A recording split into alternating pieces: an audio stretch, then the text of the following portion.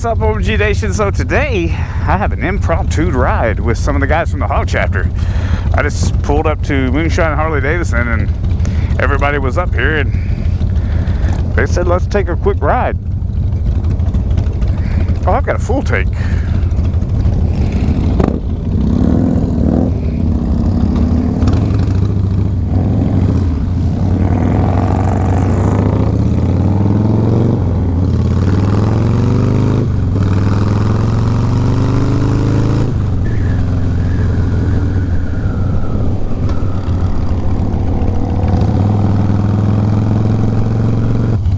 So as I'm riding with these guys, notice the hand signals. These guys are professionals. And safety, apparently that guy's not into safety. But safety is the priority whenever we ride together as a group. So sometimes, some of the folks that watch my videos that used to live here in Franklin and now live other places, they try to determine by my scenery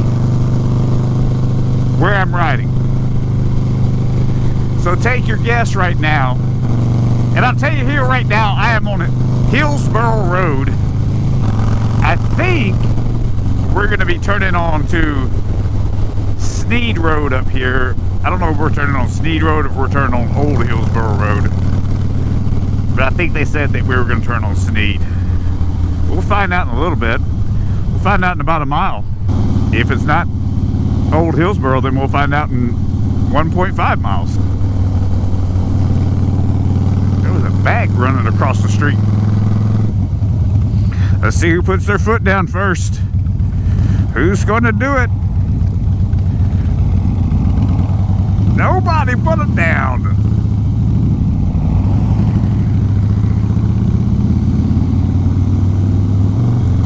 See, it's the same game that every motorcyclist plays.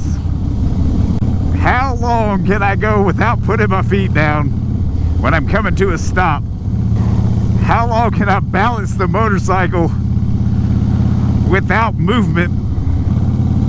Or how low of a speed can I go and keep the motorcycle balanced? Yeah, I think we're turning on Sneed Road up here. Or Moran. That'd be a cool road to go down for you guys to see. But Sneed's a cool road too. So if you're familiar with country music at all, Moran Road right here, that road, is a pretty windy road. But it's like one of those 20-mile-an-hour windy road.